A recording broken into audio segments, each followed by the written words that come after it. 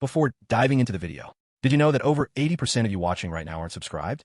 Your one like and one subscribe means the absolute world to this channel and helps us keep going. Hit those buttons real quick, and let's get into the video. Chapter 1. The Gathering Red.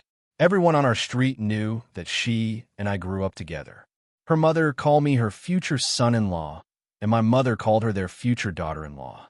They had been saying it for over 10 years, so long that even we almost started believing it ourselves. But ending up married because of expectation and actually wanting to get married were never the same thing. At 9 o'clock that night, the barbecue stand at the old street corner had just replaced its charcoal, the flames glowing bright red.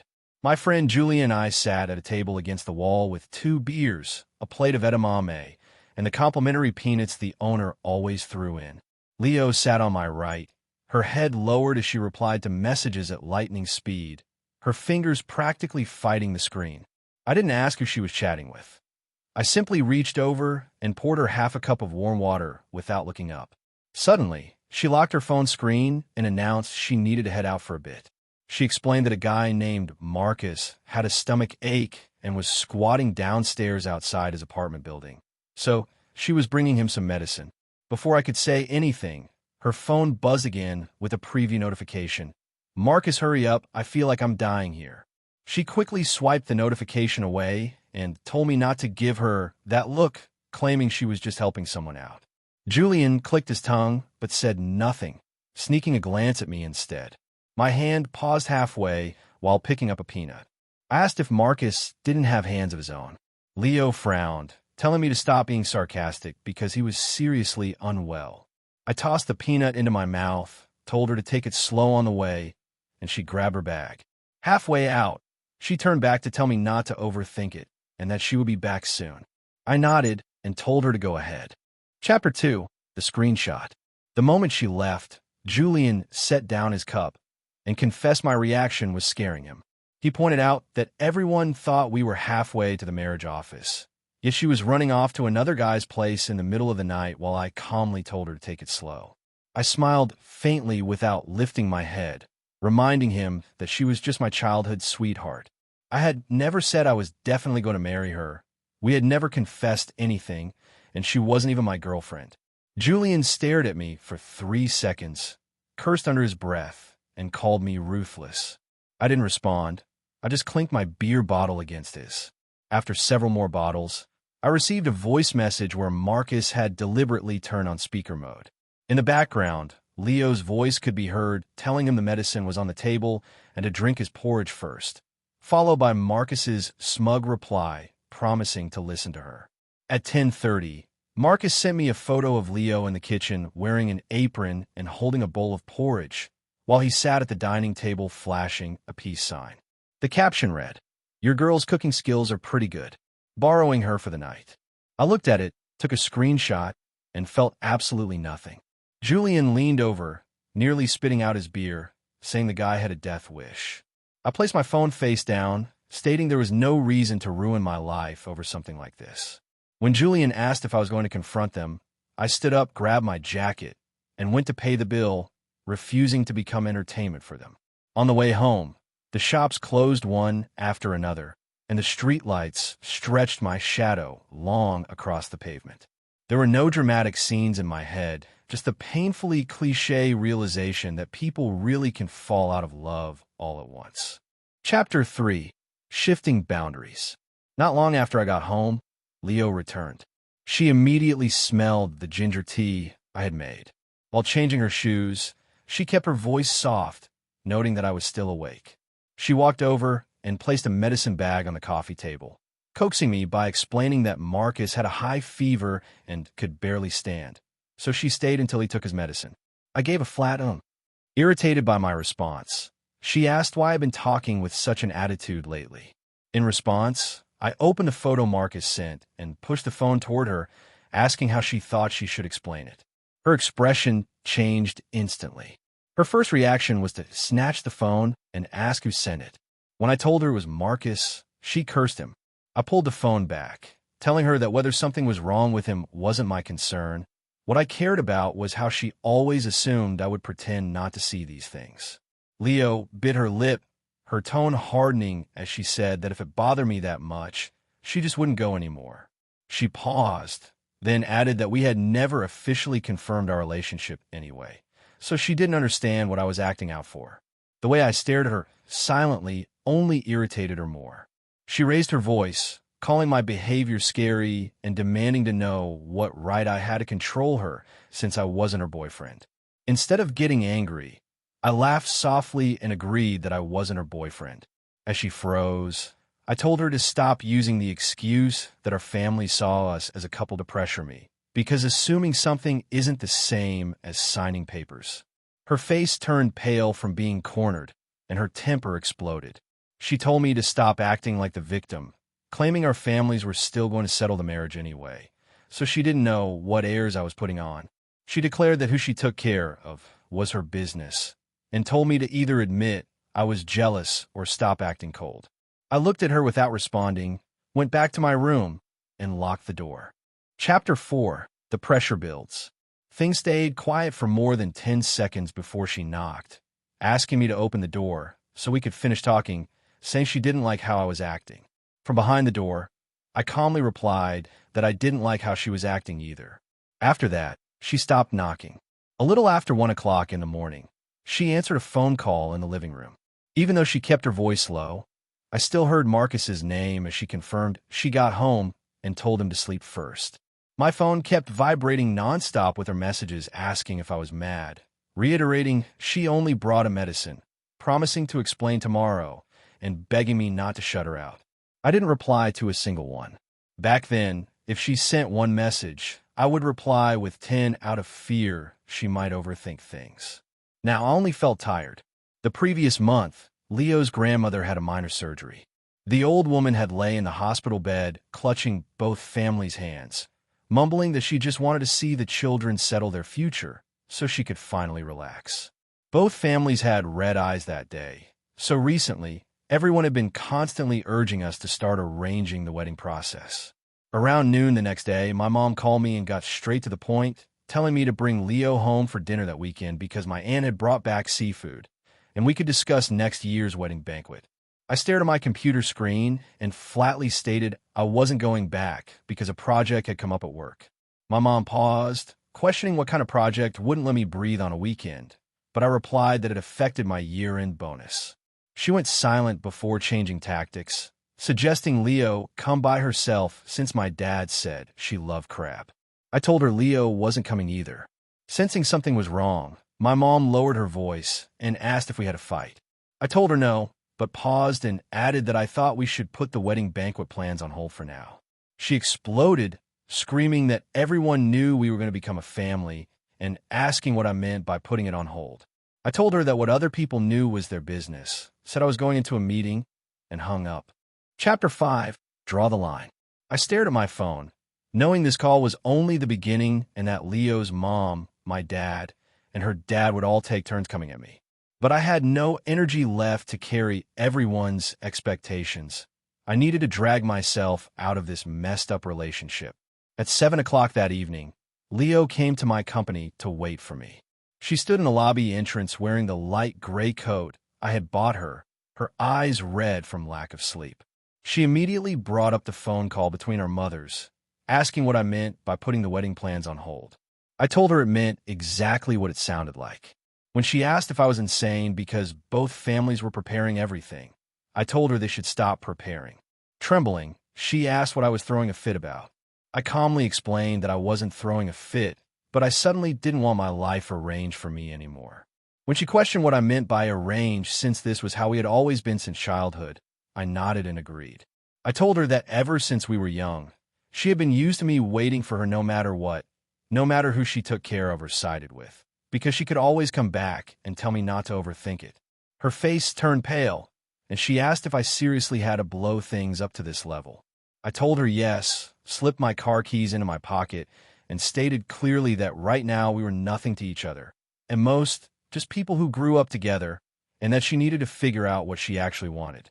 Tears streamed down her face, and she begged for a straight answer on whether I wanted to marry her anymore. I didn't answer immediately as the wind rushed through the entrance. I gently removed her hand from my sleeve and said, Right now, I don't. It looked as if she had been slapped across the face. Her whole body froze. I walked past her toward the parking lot without explaining further. After a few steps, I heard her calling my name, her voice breaking into sobs, but I didn't turn around. My phone vibrated endlessly in my pocket, but I never looked at it. The moment the car engine started, I realized how quiet everything had become, but it also felt lighter. Not the lightness of defeating someone, just the feeling of finally no longer wanting to keep pretending. Chapter 6. An Uninvited Apology. For the next 3 days, Leo didn't come looking for me. She only sent scattered messages asking if I was home, mentioning that my aunt had asked what I was busy with, and begging for one proper conversation. I saw every message but replied to none, knowing that the moment I answered, she would assume the whole thing had blown over and the next round of Don't Overthink It would begin. On Friday afternoon, my department had a dinner gathering. Julian sat beside me, lowering his voice to ask if Leo and I were seriously in a Cold War. I told him it wasn't exactly a Cold War. It just meant I had finally learned how to keep my mouth shut. He laughed, saying it was a good thing that saved me from always being the nice guy. Just as I was about to respond, the private room door was pushed open. Leo stood at the entrance, and Marcus was right behind her. The entire room went quiet. Leo looked at me with hesitation in her eyes, forcing a smile, and noted we were having dinner, claiming she just happened to run into this while coming to talk to me. Marcus smiled too, casually raising the car keys in his hand, stating he was just giving her a ride and thought he'd stop by to say hi. I leaned against my chair without standing up and told them they had said hi, so they could leave. Marcus's smile stiffened before he told me not to be so hostile, claiming he hadn't thought things through last time and owed me an apology. I looked at him and asked if apologizing would even matter, telling him to control his troublemaking mouth. Someone in the room sucked in a breath. Leo's expression became awkward, and she asked me to stop talking so aggressively.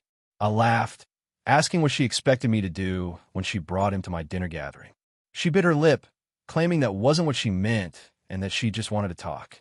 I flatly told her I didn't want to, picked up my glass, clinked it against Julian's, and drank it in one go. Leo stood at the doorway for over 10 seconds, her eyes reddening before she turned and left. Before leaving, Marcus glanced back at me, the corner of his mouth curling up as if he were amused. Julian shut the door and gave me a thumbs up for standing my ground. Chapter 7. The Interrogation. Halfway through dinner, my phone rang. It was my mom, asking sharply where I was and demanding I come home immediately because Leo's mother, Aunt Helen, was there. My mom was barely holding back her anger, shouting that I had made Leo cry and that her mother had already called. I looked at the empty plates and found the whole thing funny. Every time we had the slightest conflict, both families would immediately drag me out and lecture me, automatically assuming I should be the one to give in.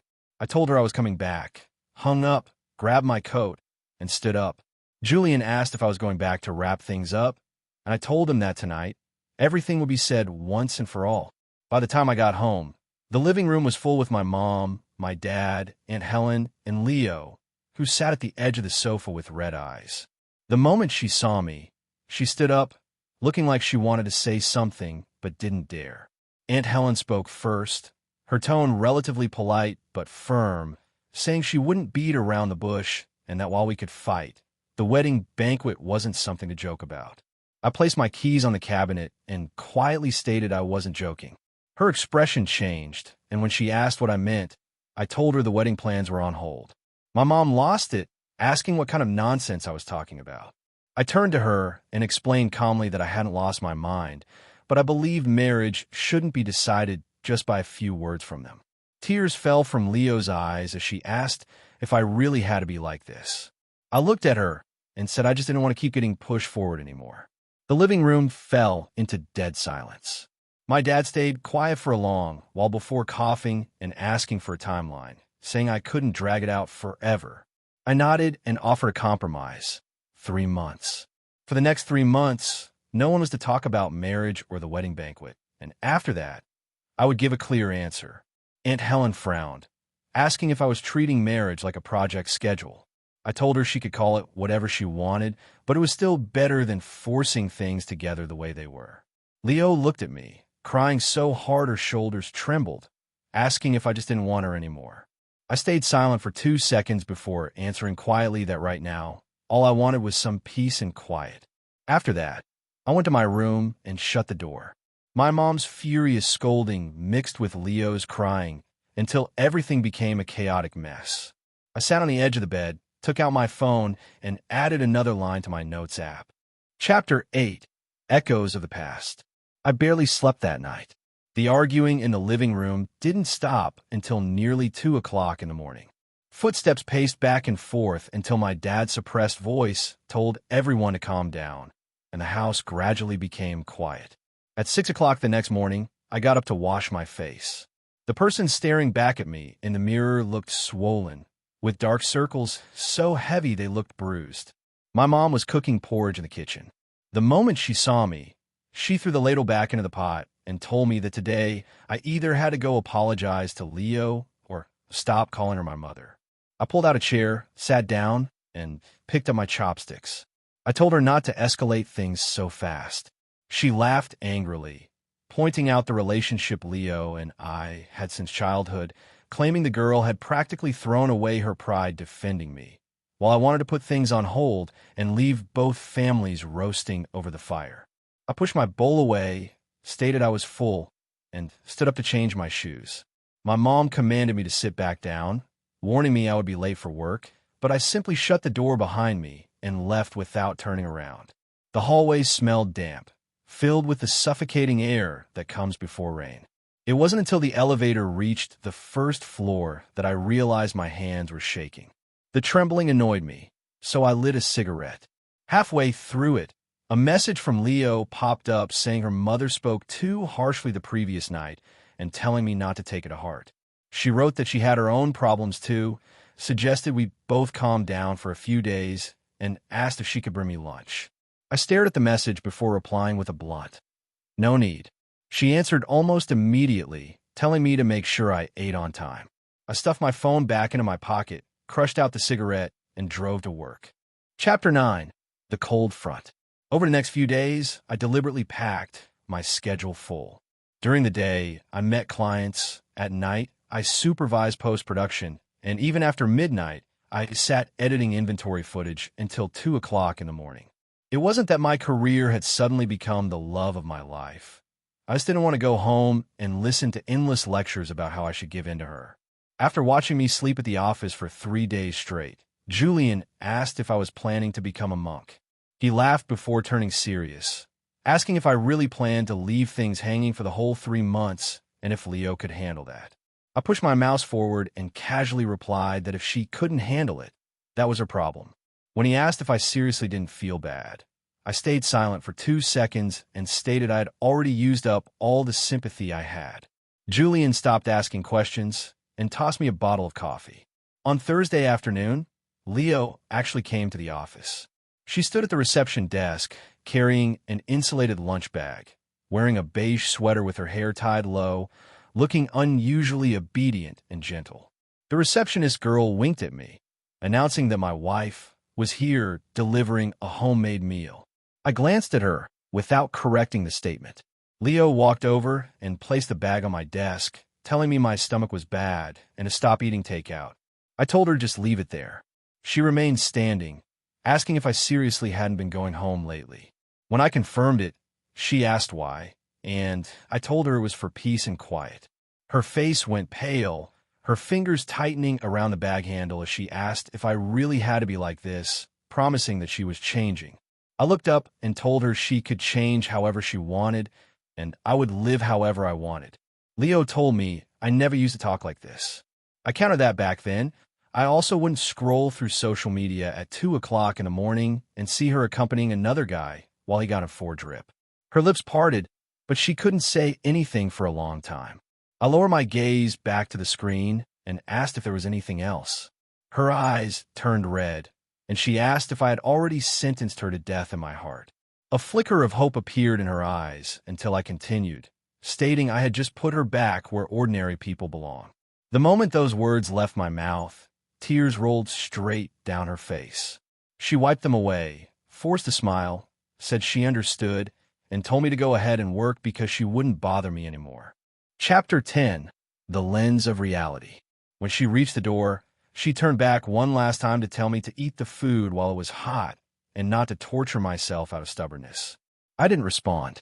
Only after she had walked far away did I open the insulated bag to find chicken soup, millet porridge, and a box of sliced apples with lemon juice squeezed over them so they wouldn't oxidize. I stared at the apples for a long moment, my chest tightening uncomfortably. Julian leaned over from behind, asking if I was going to eat it or if he could have it. I closed the lid and told him to take it. He picked up the bag, muttering that he couldn't understand the drama we were acting out. I looked out the window without replying. I understood perfectly. Leo hadn't suddenly become better. She had only realized that I wasn't as steady and unshakable as before. People usually seem the most obedient when they are afraid of losing something. That weekend was originally my turn to have dinner at her family's house. In the past, I never missed days like that. Even if I had to work overtime until 9 o'clock, I would still show up first and head back to the office afterward. This time, I simply didn't go. Her dad called me, and I watched the screen ring until it hung up automatically. 10 minutes later, Leo called, and I answered. She kept her voice low, probably hiding in the bathroom, asking if I was really not coming because her dad's face looked awful. I confirmed I wasn't, and when she begged for a reason, I told her I was busy. She complained that I was making things really hard for her. I laughed faintly, asking if she ever thought about that when she made things hard for me before. Silence came from the other end. Before she could speak, I told her to eat her dinner and not to worry about me. She then said she would come find me later, but I told her not to. When she asked why, I bluntly told her she was annoying. Her breathing became uneven as she realized even seeing her annoyed me. She softly said she understood and hung up. I flipped my phone face down and continued editing footage. Halfway through, a floating notification popped up on WeChat showing that Marcus had posted a new status update. The caption read, "Some people don't know how to cherish what they have. Some people deserve to be treated well."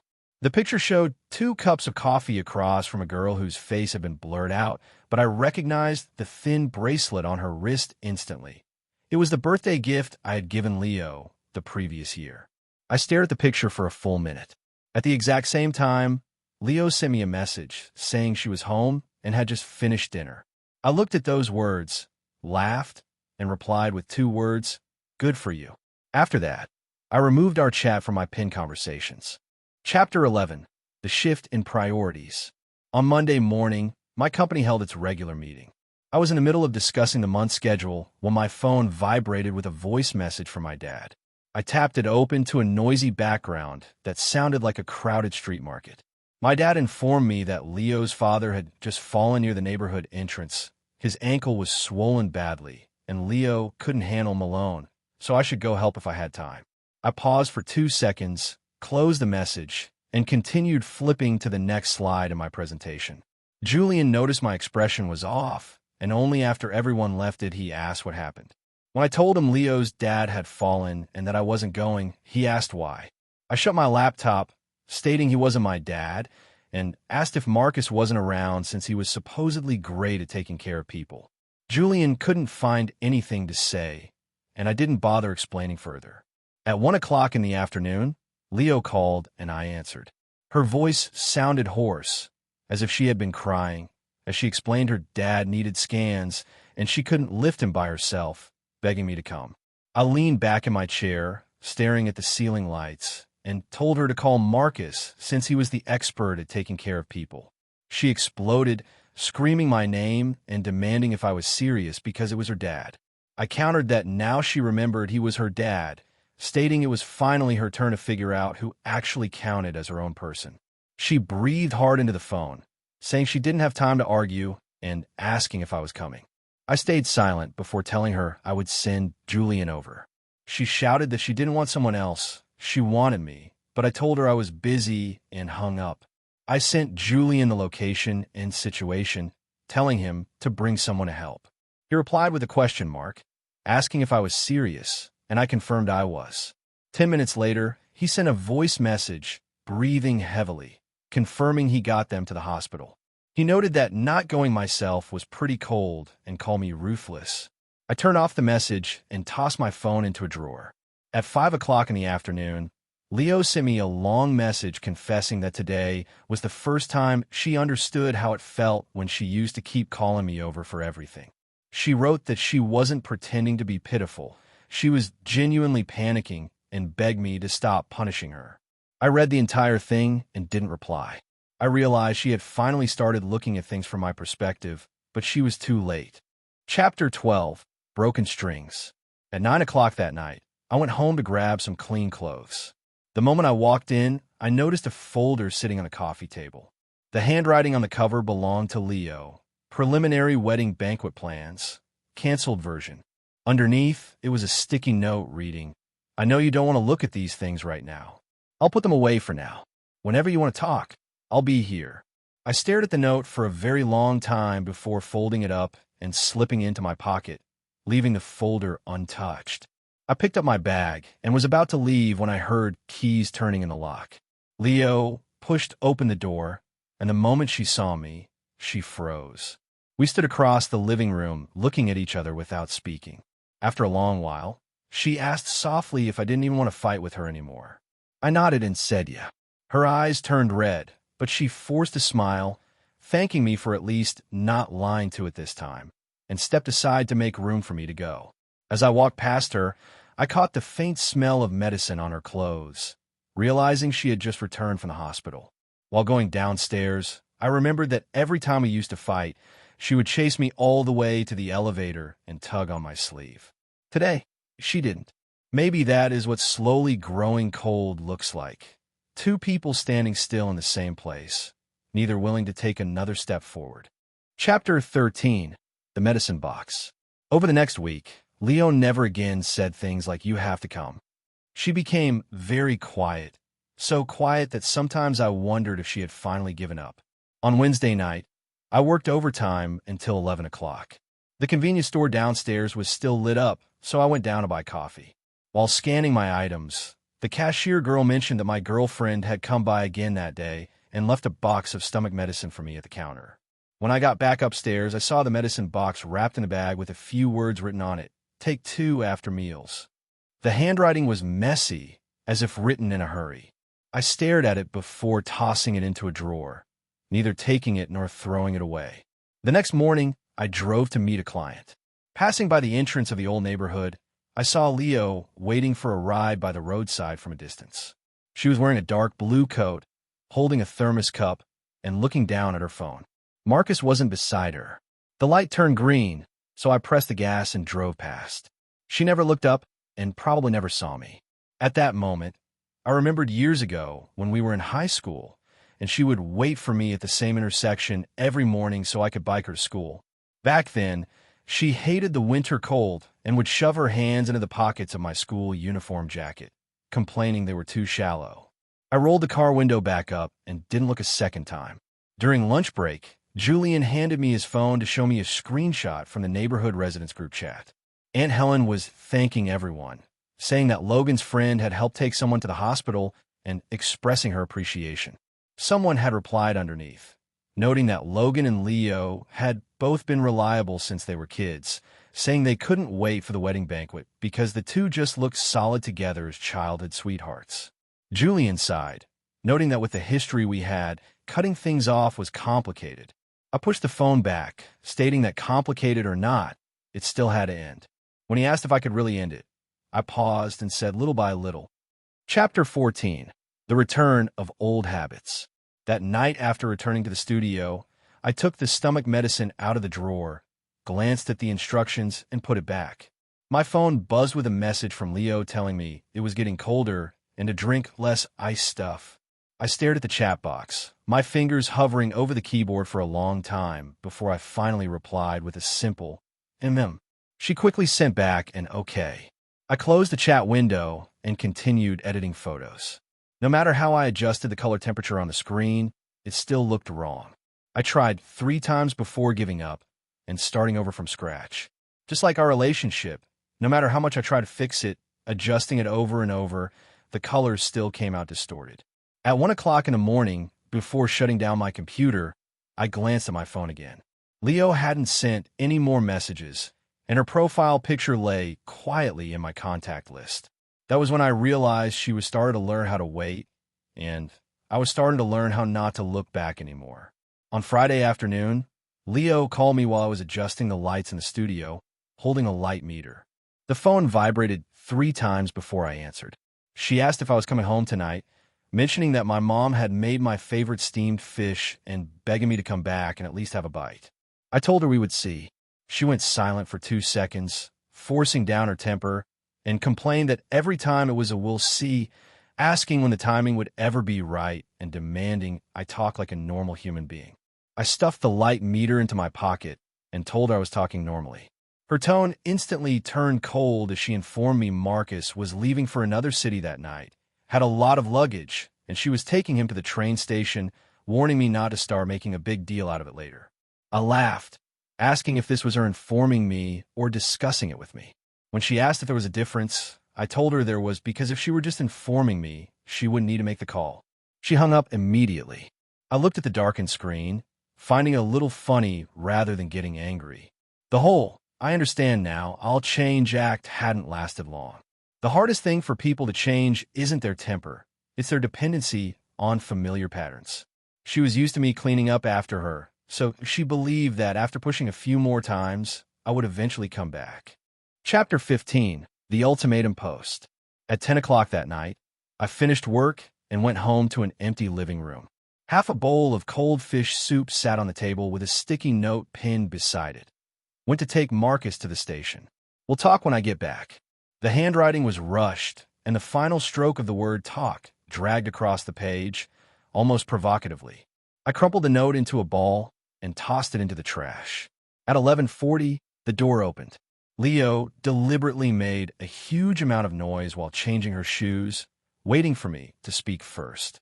I sat on the couch, flipping through a client contract without looking up. She was the first to lose patience, asking if I was even going to ask where she went. I told her she wrote on the note. When she snapped, asking "That's it?" I countered with "What else?" She threw her bag onto the couch, her voice sharp with hostility, calling me disgusting lately because I didn't yell or fight, acting like a saint while keeping score of everything inside my head. I closed the contract and finally looked at her, noting that since she knew I was keeping score, I questioned what she thought about it. She shot back, claiming that even if I was keeping score, I still hadn't left, saying it lightly as if casually tossing the words out. But knives work like that. The softer they are thrown, the deeper they cut. I nodded, agreeing that I hadn't left yet, which was exactly why she thought she could keep pushing.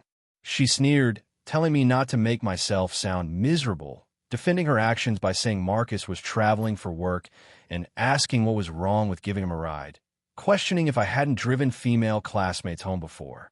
I asked if she was really comparing that to this, and when she demanded why she couldn't, I explained that after I dropped them off, I would tell her where I went, who I was with, and when I would be back. I stared at her and pointed out that she always acted first, notified me later, and finished with "Don't overthink it." That hit the mark. Her face flushed red, then turned pale. After holding it in, she forced out that she couldn't be bothered talking to me, turned, and stormed into the bedroom, slamming the door so hard the whole apartment shook. I didn't follow. Half an hour later, I went to the balcony to collect the laundry when my phone popped up with a social media notification showing Leo had posted a status update.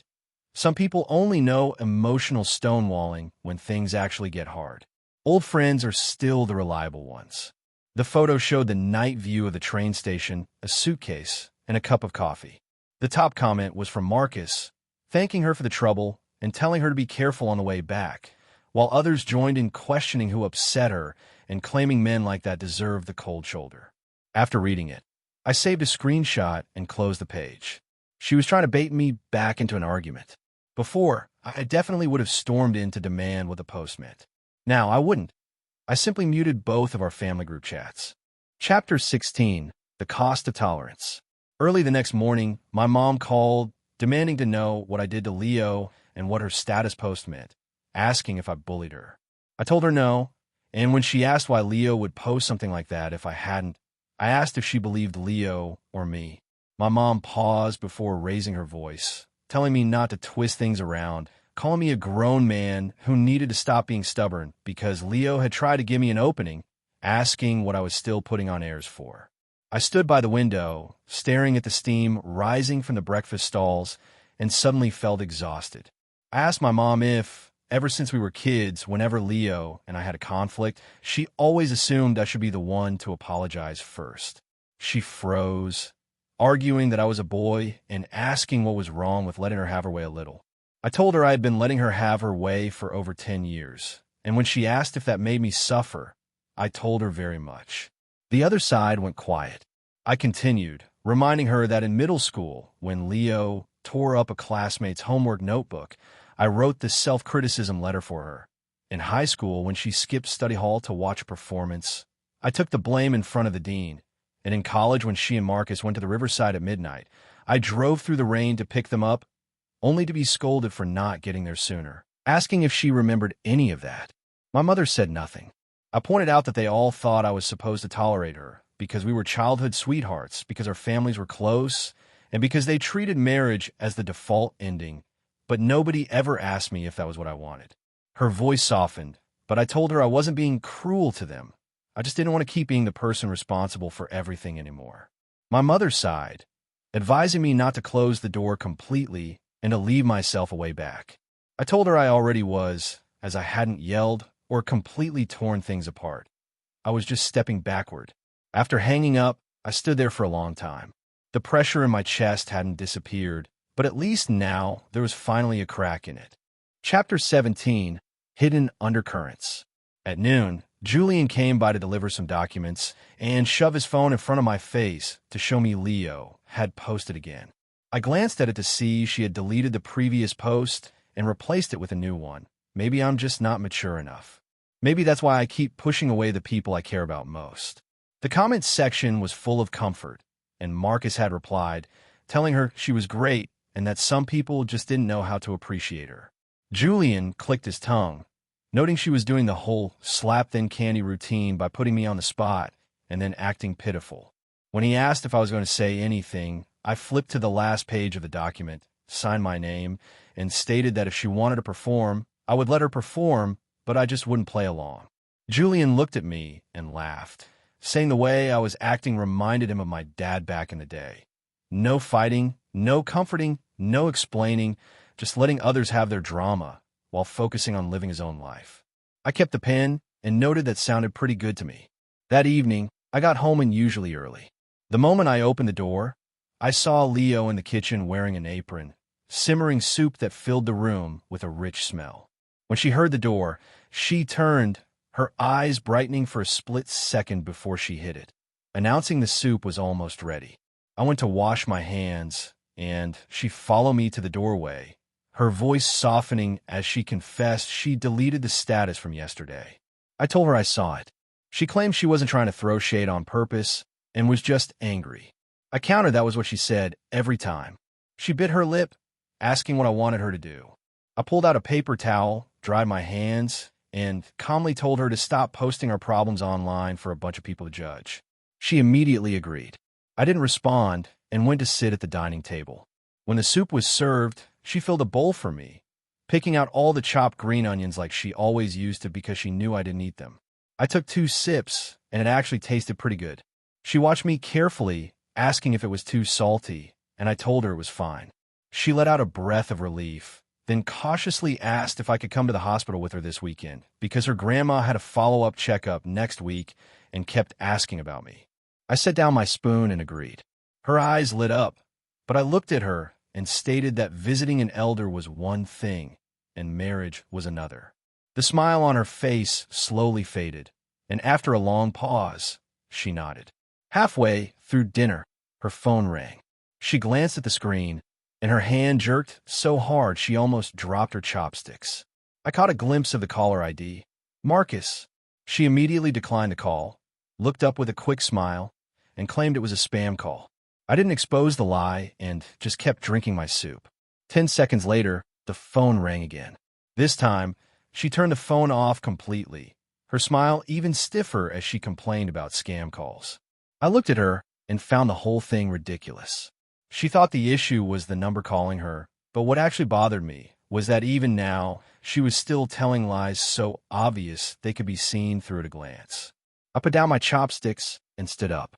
She froze, asking if I was done eating, and I told her I was full. I walked to the entrance and changed my shoes.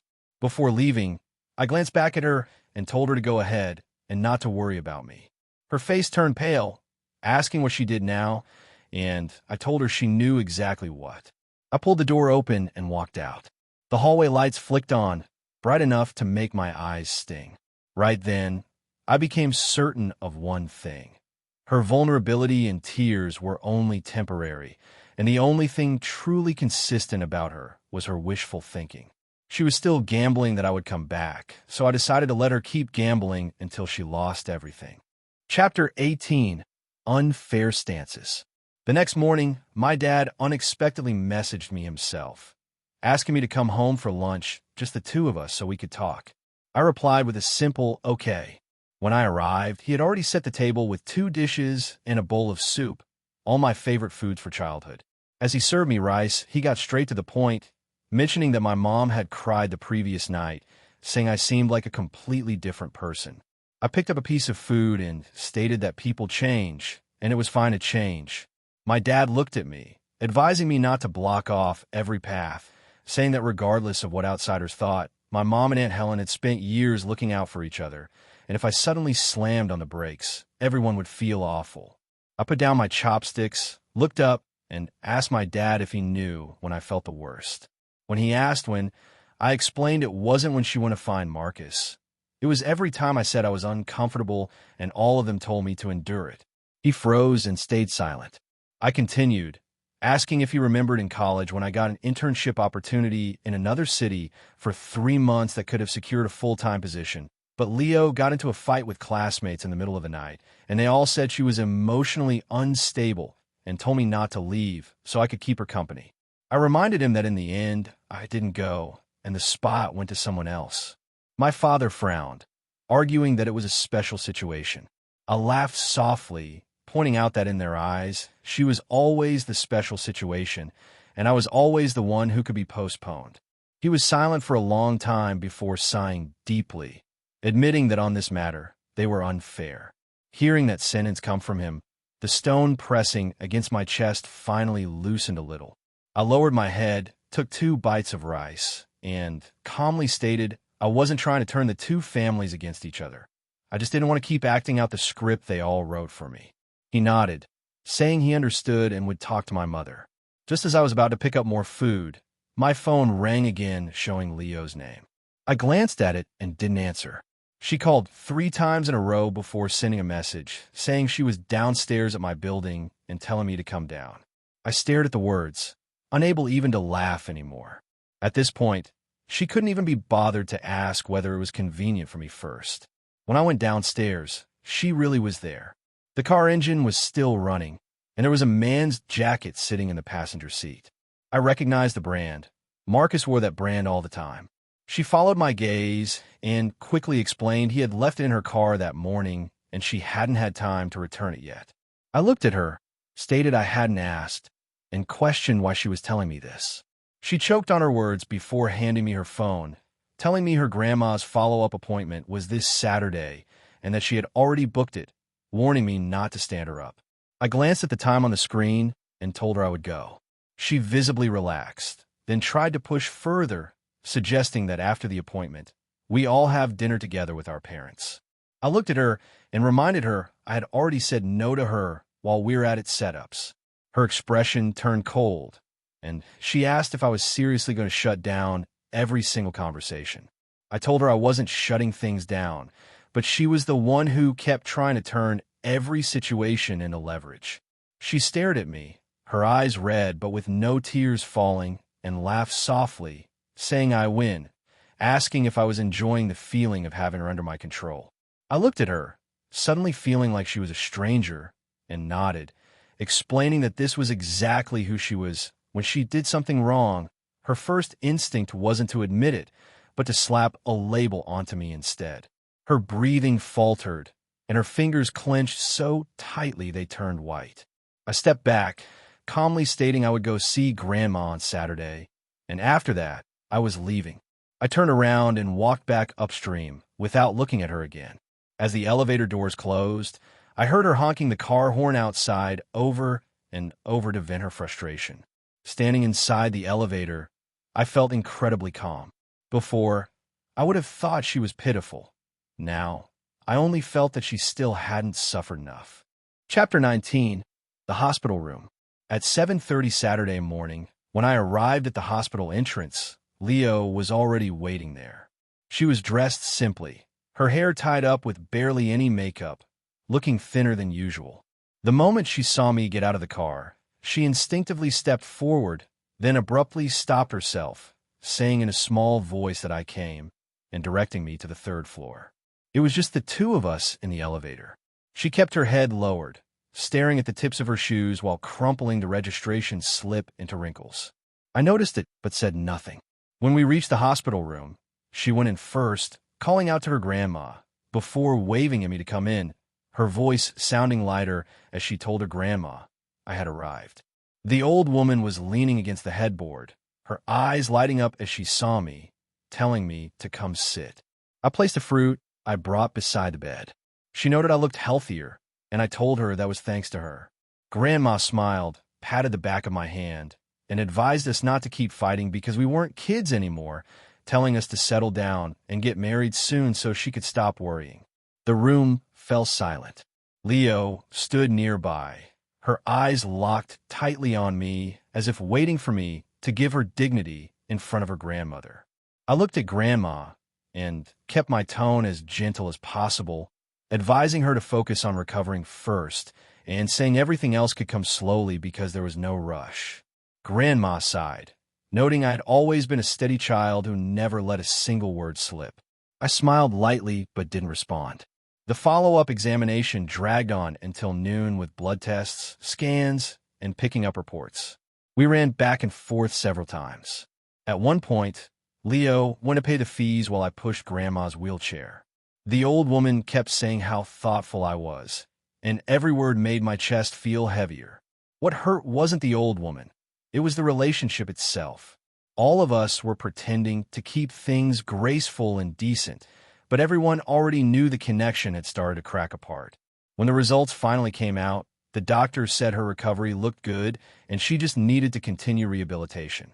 Leo visibly relaxed, her eyes red as she helped Grandma into the car, then turned to ask me to eat with them since Grandma wanted me to stay. I checked the time and told her no because I still had things to do. Grandma called to me from the back seat through the window, asking me to come by tonight so she could cook noodles for me. I bent down slightly, smiled, and told her next time because I really had something today. The old woman looked like she wanted to say more, but Leo gently pressed her hand, stopping her before the car door closed. Leo looked at me and asked quietly if I was really that eager to leave. I reminded her that I told her from the beginning that once I visited Grandma, I was leaving. The corner of her mouth trembled as she tried to smile, noting that the way I talked now really didn't leave any room at all anymore. I nodded, stating there was no need to anymore. Her eyes instantly turned red, and she slammed the car door shut. As the car drove away, I stood at the hospital entrance, the midday sun making my head feel slightly dizzy. Chapter 20. The Breaking Point. At 3 o'clock in the afternoon, I went back to the studio to catch up on sleep. Around 5 o'clock, my phone vibrated nonstop and woke me up. Julian had tagged me in the group chat, telling me to hurry up and check the neighborhood group because it was blowing up. I opened the screenshots to find a long post Leo had written, paired with a photo of her and Grandma's backs in a hospital parking lot. The caption was dramatic. Some people promise they'll come, but when they do, they feel like strangers passing through. Turns out caring can be an act, and so can coldness. The comment section was full of comfort and sympathy, telling her not to wrong herself because she deserved better and that some people just weren't worthy. Marcus had replied with a fist emoji, writing that she had already handled this with enough grace. I stared at the word grace and ended up laughing from anger instead. It was the same old routine. First, she threw me onto the stage of public opinion, then waited for me to explain myself. Before, I would have rushed over to make her delete the post, argued with her, and begged her to take it back. Now, I couldn't even be bothered performing anymore. I directly exited the group chat, changed my profile picture to a pure black background, and set my moment's visibility to 3 days only. Julian called immediately, asking if I was really just letting it go like that, and if I wasn't scared everyone would trash talk me. I told him to let them because I wasn't the one dating them. There was a silence on his end before he cursed, noting I was seriously wide awake now. At 7 o'clock that night, I went home to pack the last batch of my things.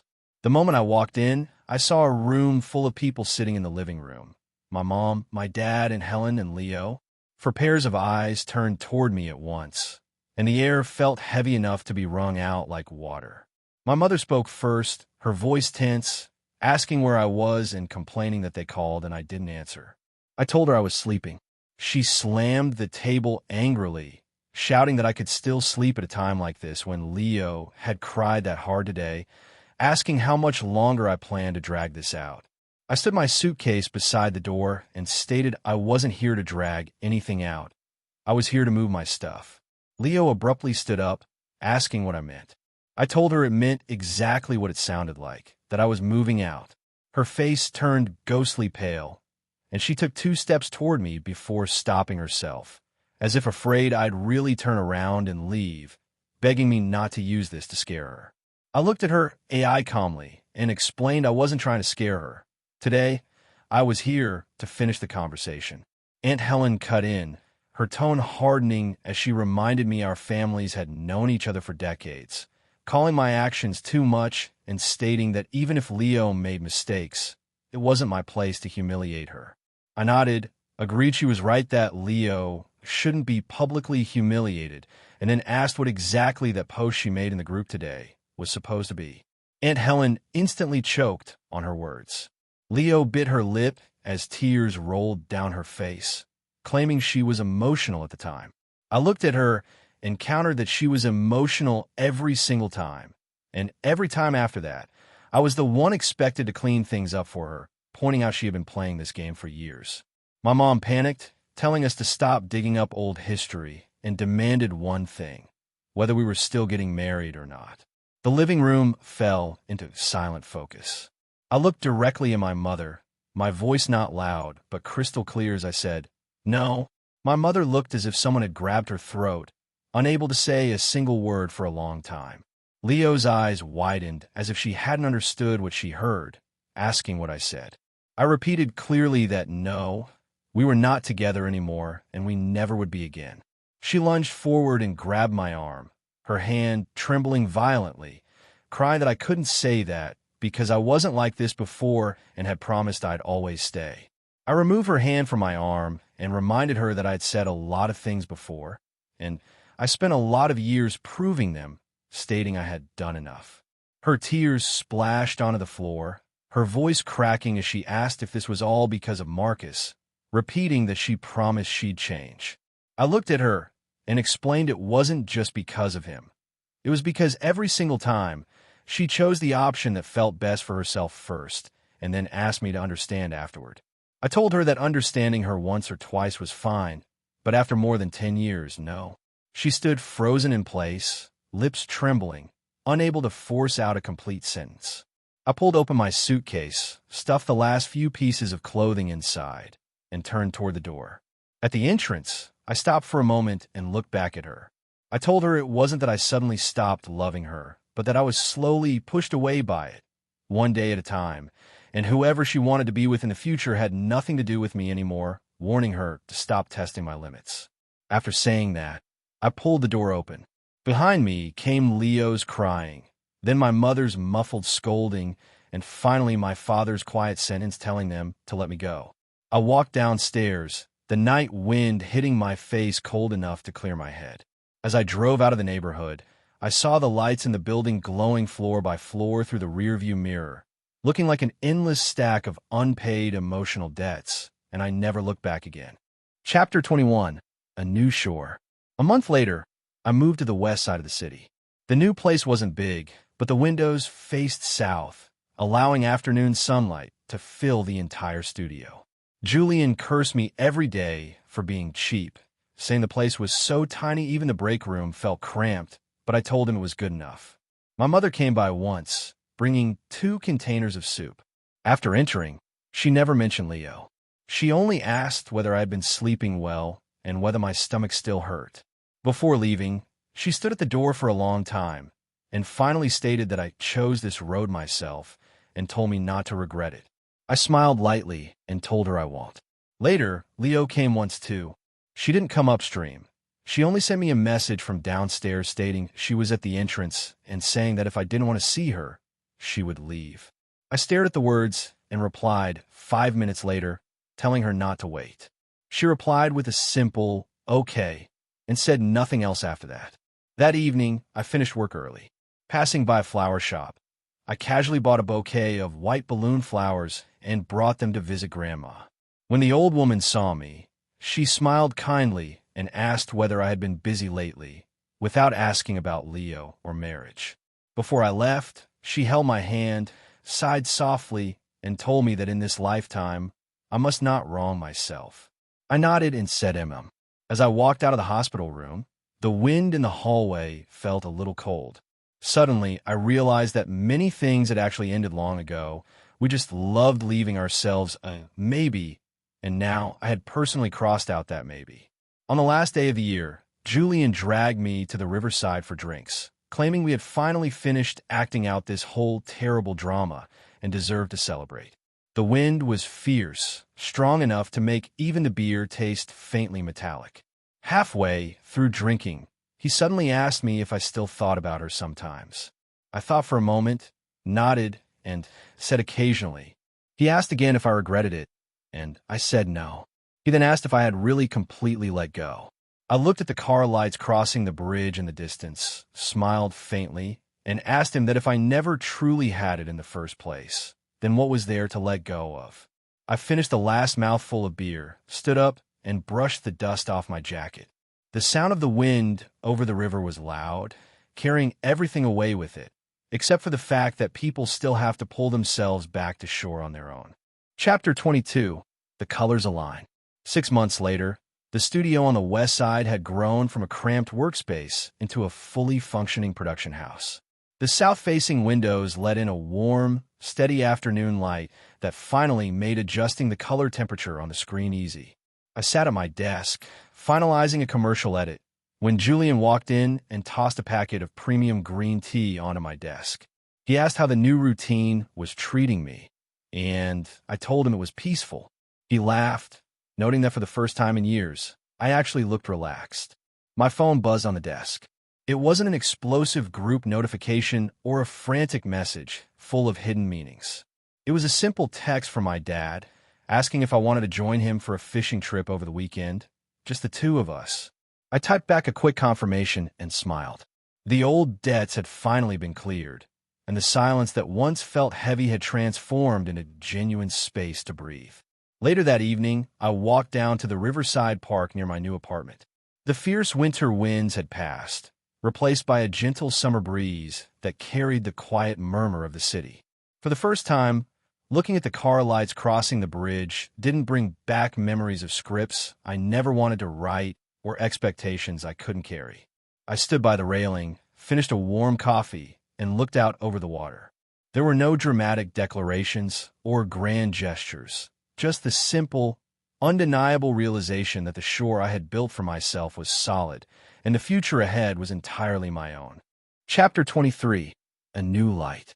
By the following spring, the studio had expanded enough to hire a full-time creative assistant. Her name was Clara. Unlike the loud, chaotic world I had spent over a decade trying to manage, Clara brought a quiet, grounded energy that immediately shifted the atmosphere of the workplace.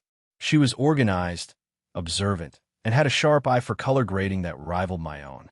Our connection grew naturally through long editing sessions, shared pots of black coffee, and easy conversations that never required me to read between the lines or defend my boundaries. With Clara, there were no double meanings, no sudden midnight emergencies, and no public performances for the approval of others. If something was wrong, she said it directly, If things were good, we celebrated them simply. One Friday evening, after finalizing a major project, we walked down to the same riverside pier where Julian had once questioned my choices. The sunset painted the sky in deep, warm amber tones, colors that finally looked exactly right without any adjustment. Clara stood beside me, adjusting her scarf against the cooling breeze, before turning to hand me a thermos of hot ginger tea. She smiled and asked if I was ready for the weekend. I looked at the tea, then at her, and felt a profound sense of warmth that had nothing to do with old debts or obligations. I took her hand, finding it steady and warm in mine, and told her I was completely ready. Walking back together under the emerging city lights, I realized that true love wasn't a cycle of constant testing and tolerance. It was simply finding someone who made the shore feel like home.